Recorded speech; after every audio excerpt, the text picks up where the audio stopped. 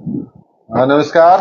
Live आप जुड़े हैं और एक खास खबर के लिए आपके बीच में पहुंचे हैं और ये बताना चाहते हैं कि झारखंड से वो चेहरे जो मोदी कैबिनेट में शामिल होने वाले हैं और अभी से मात्र 2.5 घंटे के बाद वो प्रक्रिया शुरू हो जाएगी जहां नरेंद्र मोदी प्रधानमंत्री के तौर पर लगातार तीसरी बार शपथ लेंगे। और उसमें झारखंड से जो बड़ी खबर आ रही है, झारखंड के लिए जो बड़ी खबर आ रही है वो ये है कि अन्नपूर्णा देवी और संजय सेठ मोदी कैबिनेट में शामिल होने जा रहे हैं। वो चेहरे झारखंड से हैं जो मंत्री बनने जा रहे हैं।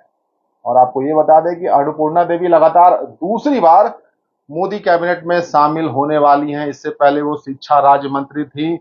उनके बारे में हम बताना चाहेंगे आपको कि 2019 में वो राजद छोड़कर बीजेपी में आई थी। बीजेपी ने टिकट दिया, सांसद का चुनाव लड़ी और चुनाव जीती और पहली बार में ही उन्हें कैबिनेट में जगह मिल गई, शिक्षा राज्य मंत्री की जगह मिल गई। और इस बार भी 2024 में उनको मंत्री बनाया जा रहा है और साथ में संजय सेठ हैं।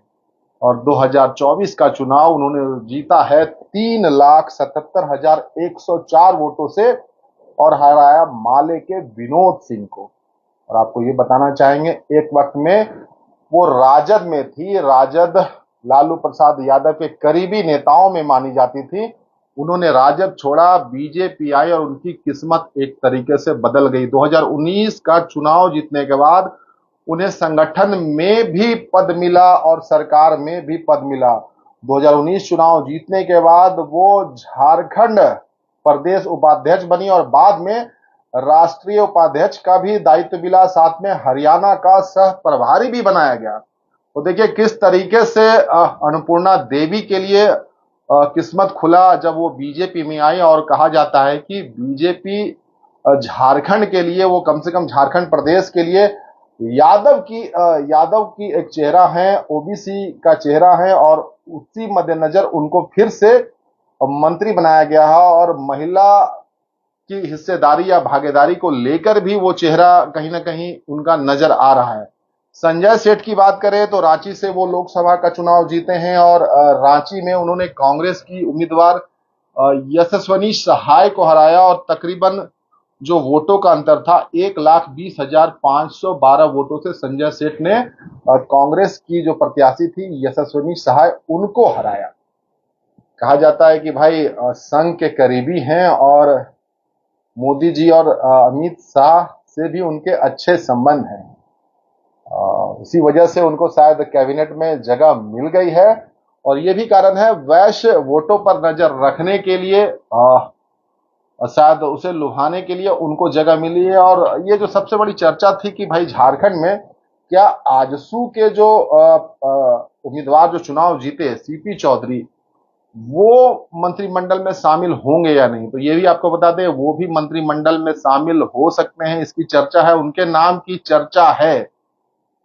ये भी हम आपको बता दें संभावित चेहरों में उनके नाम की भी चर्चा है, लेकिन औपचारिक रूप से कोई घोषणा नहीं हुई है। लेकिन इसकी भी उम्मीद जताई जा रही है कि ये भी एक चेहरा हो सकते हैं। बाकी आपने देखा है कि झारखंड का चुनाव किस तरीके से बीजेपी के लिए गया, लोकसभा का चुनाव, इसमें कोई आदिवासी चेहरा आपको नजर नहीं आ रहा है कैबिनेट में। अगर आप 2014 की बात करें तो 2014 में जो चेहरे नजर आए थे उसमें सुदर्शन भगत को बनाया गया था, राज्य मंत्री बनाया गया था, जनजातीय मामलों के राज्य मंत्री थे 2014। ये मैं बता रहा हूं कि कैबिनेट में कौन कौन से लोग शामिल हुए। 2014 में शामिल हुए थे सुदर्शन भगत, जयंत सिन्हा को भी मौका मिला था जो कि वित्त और उड्डयन राज्य मंत्री थे। 2019 में अन्नपूर्णा देवी और अर्जुन मुंडा को जगह मिली थी कैबिनेट में। और अब जाके 2024 में संजय सेठ और अन्नपूर्णा देवी फिर से रिपीट हो रही हैं और उनके लिए एक तरीके से बीजेपी में किस्मत खुल गई है। लगातार दूसरी बार उनको मौका मिल रहा है, तो शायद एक कैबिनेट और एक राज्य मंत्री मिल सकता है। और एक और चेहरे की चर्चा चल रही है, वो विद्युत वरण महतो भी हो सकते हैं, वो आजसू से सीपी चौधरी भी हो सकते हैं। ज्यादा उम्मीद सीपी चौधरी की है। और ये भी हम आपको बता दें जैसे जैसे चुनाव के वक्त आएंगे तो कहीं न कहीं चेहरे भी नजर जो हैं दूसरे आ सकते हैं, क्योंकि आपने देखा है कि किस तरीके से 5 की 5 सीटें संथाल में बीजेपी ने लूज की है, लोकसभा में 5 एसटी सीट लूज की है। जो उनका आंकड़ा रहा बीजेपी का, वो इस बार चुनाव में बड़ा निराशाजनक रहा। तब निराशाजनक रहा जब अर्जुन मुंडा को कैबिनेट में जगह मिल गई थी, खूंटी से वो चुनाव हार गए, कृषि मंत्री तक बनाया गया, प्रदेश अध्यक्ष के तौर पर यहाँ पर जो कार्यभार संभाल रहे थे वो बाबूलाल मरांडी संभाल रहे थे, बावजूद एक भी सीट नहीं आई संथाल से। और अभी जो है कैबिनेट में किसी भी आदिवासी चेहरे को जगह, जो खबरें हैं संभावित चेहरों में किसी भी आदिवासी चेहरे का नाम नजर नहीं आया है। इसकी चर्चा थी कि शायद सीता सोरेन को जगह मिल सकती है। सीता सोरेन जो चुनाव तो हार गई, लेकिन एक बड़ा चेहरा माना जा रहा था जब उन्होंने शिबू सोरेन गुरुजी उस परिवार से वो आती हैं और वो वहां से वो बाहर निकलकर, उस दहलीज से बाहर निकलकर भाजपा का दामन थामा था और भाजपा ने उन्हें सांसद का चुनाव लड़वाया और वो चुनाव हार गई। तो इस बात की भी चर्चा थी कि जिस तरीके से विधानसभा चुनाव आने वाले हैं, बहुत करीब हैं, नवंबर दिसंबर में झारखंड विधानसभा का चुनाव होना है, तो उसमें शायद सीता सोरेन को कैबिनेट में जगह मिल सकती है। लेकिन फिलहाल तो वो नजर नहीं आ रहा। जो चेहरे नजर आ रहे हैं उसमें संजय सेठ और अन्नपूर्णा देवी नजर आ रही हैं। यादव का चेहरा बताई जाती है, ओबीसी का चेहरा बताई जाती हैं झारखंड के लिए अन्नपूर्णा देवी।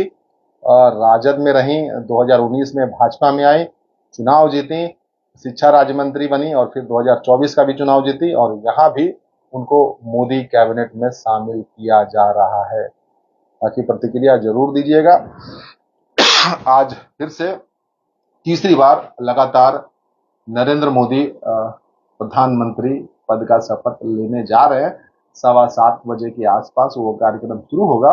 उसमें झारखंड के 2 चेहरे जो नजर आ रहे हैं, जो दिख रहे हैं, वो मंत्रिमंडल में शामिल होने जा रहे हैं, मोदी कैबिनेट में शामिल होने जा रहे हैं। अन्नपूर्णा देवी और संजय सेठ। एक और संभावित चेहरे की चर्चा हो रही है जिसमें नाम आ सकता है आजसू के सीपी चौधरी का। घटक दल है, गठबंधन में शामिल हैं, तो उनका चेहरा हो सकता है, लेकिन अभी औपचारिक तौर पर घोषणा नहीं हुई है या चेहरा वो नहीं आया है। बाकी चर्चा इस बात की है। फिलहाल के लिए इतना ही, मिलेंगे।